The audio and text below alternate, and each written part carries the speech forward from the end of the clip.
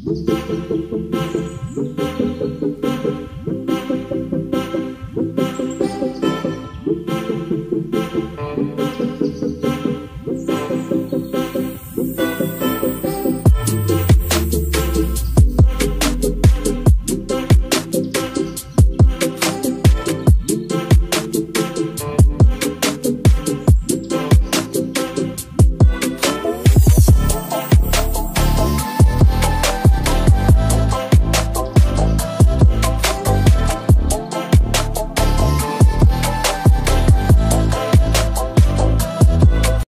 বন্ধুরা, good morning. তোমরা সবাই কেমন আছো? আশা করি তোমরা সবাই ভালো আছো। আর আজকে আমার একটা নতুন ব্লগ ভিডিওতে তোমাদের সবাইকে অনেক অনেক স্বাগত। আর আমি কিন্তু মোটামুটি আছি, খুব একটা ভালো নেই, সবটাই শেয়ার করব তোমাদের সঙ্গে। আর এই দেখো, আমার বাম দিকে কিন্তু দেখছি একটা 2 লিটারের দুধ ধরার জন্য দিদিভাই দিয়ে গেছে। তো দিদিভাই দিয়ে গেছে, যেটা আমি তোমাদের অবশ্যই শেয়ার করব। আর এই দেখো, জামা কাপড় সব কেচে নিয়েছি, সকালে স্নানও হয়ে গেছে, সমস্ত সংসারের কাজ করে ফেলেছি। যেহেতু আজকে একটা জায়গা যাব, সবটাই শেয়ার করব। ফৌজিবাবু বলে দিয়ে গেছে অলরেডি যে 11টার সময় তুমি বেরিয়ে থাকবে। আর দেখো, ডাল, আলু, ডিম সিদ্ধ সব একসঙ্গে বসিয়ে দিয়েছি। আর এরপরে কি সবজি রান্না করি না করি সেটা দেখা যাক, কি করি না করি। তো এইটা দেখতে দেখতে কিন্তু ব্লগটা, তো চলো একটা কথা তোমাদেরকে শেয়ার করি, প্লিজ কেউ কিছু মনে করো না। একটাই কথা তোমাদেরকে বলবো, যারা আমার নতুন বন্ধু হয়ে এসেছো, প্লিজ তারা নিতুর কাহানি বা সুইট নিতু বলে চ্যানেলের নাম, তো তোমরা কিন্তু প্লিজ দিদিভাইয়ের চ্যানেলে যেও। ওই মানুষটার ভিডিও দেখলে তোমরা বুঝতে পারবে, মানুষ হয়ে মানুষের পাশে দাঁড়ানোটা একটু কর্তব্য আমি মনে করি। না বা 2 টাকা দিতে পারলাম সাহায্য, মিনিমাম তার ভিডিওটা দেখে, তো অ্যাড সমেত ভিডিওটা দেখলে হয়তো তার ডলারটা জমবে। দেখো প্লিজ তোমরা একটু দিদিভাইটাকে সাপোর্ট করো, খুব ভালো দিদিভাই ভিডিও বানায়। আর সত্যি দাদাভাইয়ের শরীরটা ভালো নয়, সবটাই তোমরা জানতে পারবে। ডেলি ডেলি একটা কথা বলে তোমাদের হয়তো খারাপ লাগে, আমি জানি না তোমাদের খারাপ লাগে কি না। তো যাই হোক, তার মধ্যে কিন্তু আমি এখানে দেখো পুজো মানে তুলসী গাছে একটু জল দিয়ে দিয়েছিলাম, আর এখানে জামা কাপড় মিলিয়ে নিচ্ছি, যেহেতু কাজগুলো কমপ্লিট করে নিতে হবে তাড়াতাড়ি। আর আমি যাব কিন্তু আজকে হসপিটালে, শরীর খুবই খারাপ, রাত থেকে ছাতির যন্ত্রণা করছে হঠাৎ করে, আর মাথারও যন্ত্রণা। আর পাশের রুমে দেখো দিদিভাই যে ডেকচি দিয়ে গেছে না, জামা কাপড় মিলিয়ে দিয়ে গেছে। আর এই ক্যামেরাটা করে দিয়েছে কে জানো? আমার মেয়ে, সত্যি কথা। আর আমার নাইটির রঙটা কেমন লেগেছে সেটাও অবশ্যই কমেন্ট করো তোমরা। আর এটা কিন্তু আমার দোকানের নাইটি। আর আমি কিন্তু কোয়ার্টারে আসলে পরে নাইটি পরি, না হলে বাড়িতে কিন্তু শাড়ি পরি, তোমরা দেখো।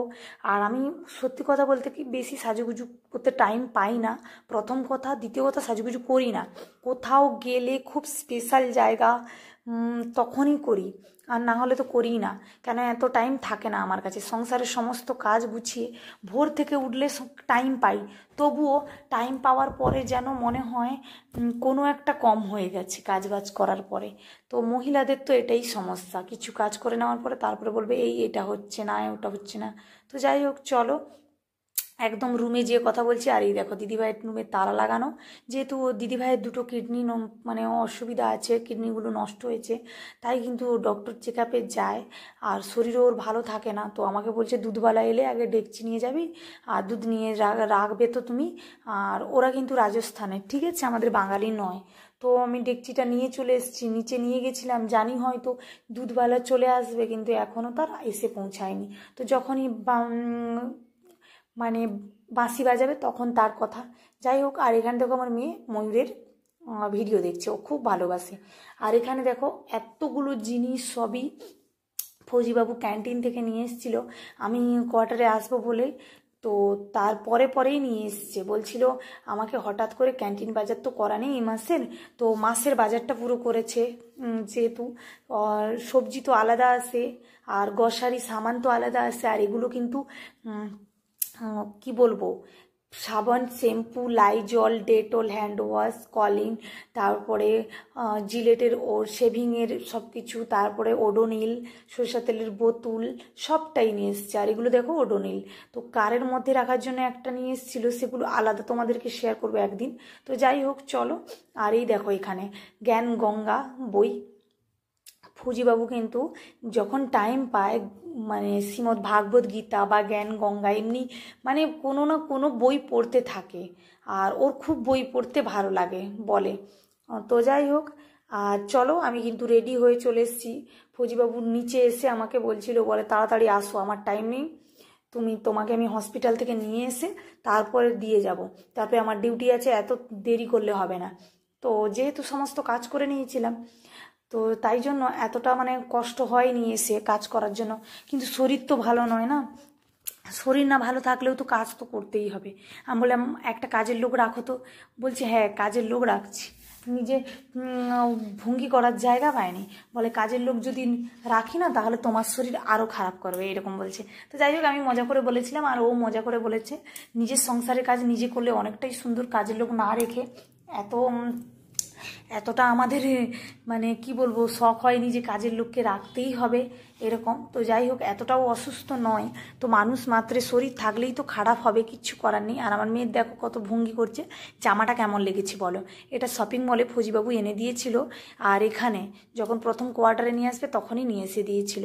আর আমার মেয়ে বলেছিল যে মা তুমি আমাকে ওই জামাটা পরিও। আমি বললাম ঠিক আছে। আর হসপিটালে যাওয়ার পরে কিন্তু কোনো মানে ভিডিও করার জন্য অ্যালাউ ছিল না, তোমরা তো জানো করা যায় না। তো এই জন্য আর কি আমি সেটা শেয়ার করিনি।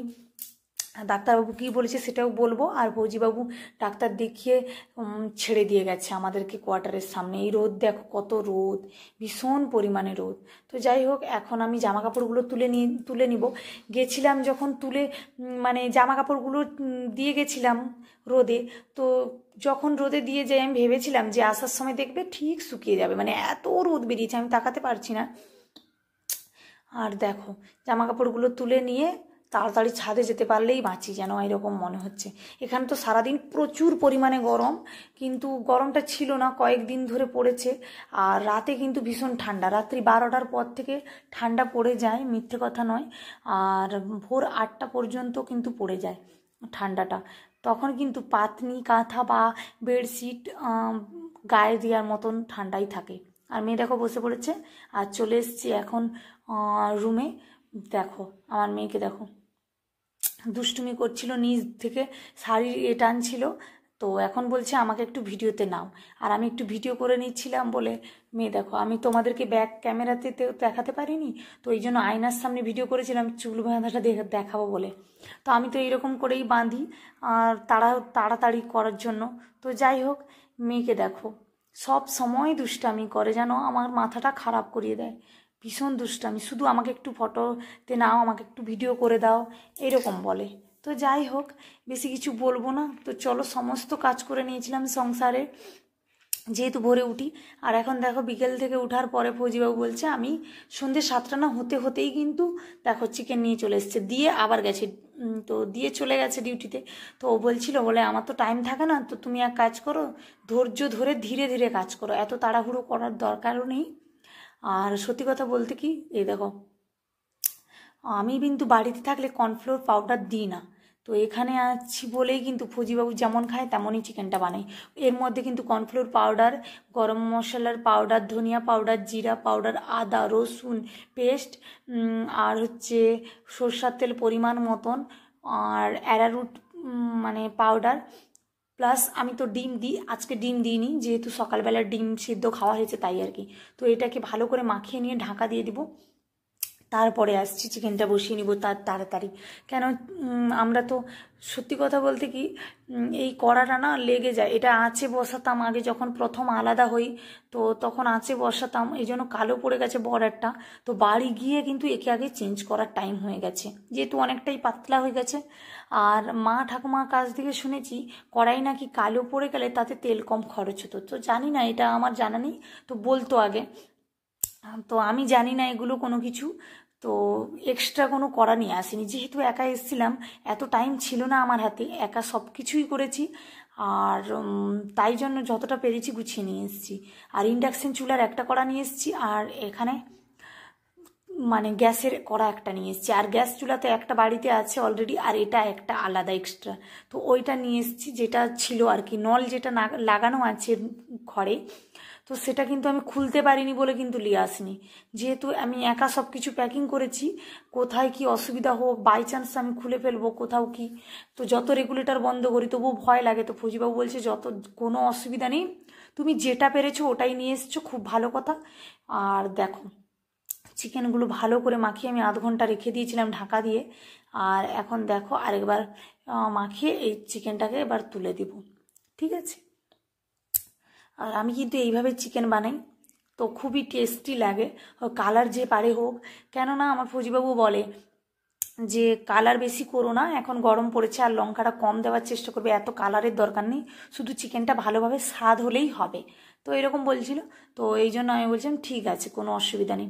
তো আমি কিন্তু সেরকমভাবে কিন্তু লঙ্কা দিইনি, আর যেহেতু কড়াটা তেবে গেছিলো বলে ওটা মনে হয়েছিল যেন অনেকটা কালার হয়ে গেছে, সত্যি কথা। তো সেরকমভাবে আমি দিইনি।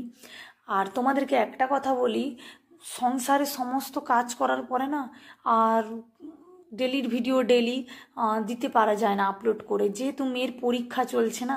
তোমরা কিছু মনে করো না বন্ধুরা, আমি সত্যি কথা, আমার তো ইচ্ছে করে ডেলির ভিডিও ডেলি দিই, তাহলে আমারই ভালো হয়। তো যাই হোক চলো, কথা বলতে বলতে চিকেনটাও বানিয়ে নিচ্ছি। আর তার মধ্যে একটাই কথা বলবো তোমাদেরকে, তোমরা কি কেমনভাবে চিকেন বানাও সেটা অবশ্যই তোমরা শেয়ার করো। আর নিচে না মশলা পাতিগুলো সব রেখেছি দেখো ডিবার মধ্যে ভরে ভরে। আর এই দুটো ভাঁড় দেখেছো, এগুলো কিন্তু দইয়ের ভাঁড়, দই না সরি আইসক্রিমের ভাঁড়। তো ফৌজিবাবু খেয়েছিল, আর মেয়ের জন্য একটা নিয়ে এসেছিলো, আরও একটা আছে, 3 জনে 3টা নিয়ে এসেছিলো। তো ও যখন যা কিছু খায় না কেন আমাদের জন্যই নিয়ে আসে। তো যতই গুছিয়ে রাখি আমার মেয়ে কিন্তু এটা নাড়ে ওটা নাড়ে করতে করতে সব এলোমেলো করে দেয়। সকালে যদি গুছিয়ে রাখি না, ঠিক সন্ধেবেলা সব এলোমেলো হয়ে পড়ে যাবে, জানো তো। আর কিছু বলারও নেই। তো আমি যখন ভয়েস ওভারটা দিই না, ঠিক সন্ধে হয়ে এসেছিল, তো শরীরটাও ভালো নয়। ডাক্তারবাবু এটাই বলেছিল যে দেরি করে যেন না খায়, আর দেরি করে খেলে যেন খালি পেটে অন্তত জলটা খায়, আর ঘন ঘন একটু একটু খাবার খেয়ে রাখলে ভালো হবে, নাহলে ছাতির ব্যথাটা কিন্তু কমবে না সহজে। তো এরকম বলছিল। তো যাই হোক, আমার চিকেন রান্না হয়ে গেছে। আর মেয়েকে একটু পার্কে নিয়ে যাব বলে বেরিয়েছিলাম, শরীর ভালো না থাকলেও তো যেতে হবে। ফৌজিবাবু বলে ঘরে বসে বসে শরীর খারাপ করছো, আগে ঘুরে এসো, সবার সঙ্গে কথা বলো, মন ফ্রি হবে। তো আগে একটাই কথা বলবো, এই মানুষটা কারোর সঙ্গে মিশতে দিত না, কথা বলতে দিত না যখন প্রথম বিয়ে হয়। এখন মানুষটা যে একদম বদলে যাবে ভাবিনি, সত্যি বলছি। ভালোবাসার মানুষ যদি না সঠিক মানুষ হয়, তো তাহলে জীবন সত্যি সুন্দর হয়। আর আমি তো এটাই ভাবি। আর এই দেখো আমাদের প্রত্যেক সপ্তাহে যে সবজি দেয় না, সেগুলো সব নিয়ে এসেছিলো ফৌজিবাবু, কারের মধ্যে করে নিয়ে এসেছিলো। তো আমাকে বলছে দেখো আমি কিন্তু নিয়ে এসেছি, আমাকে বলছিল সবজিগুলো ঢেলে রেখো, যেহেতু গরম পড়েছে খারাপ হয়ে যেতে পারে। আর এখানে দেখো কেক নিয়ে এসেছিলো, কি মাওয়া কেক বলে আমি জানি না, যদিও ফার্স্ট টাইম খাচ্ছি এই কেকটা। তো যাই হোক, এই কেক খেতে খেতে এই ব্লগটা এখানেই শেষ করছি। সবাইকে টাটা।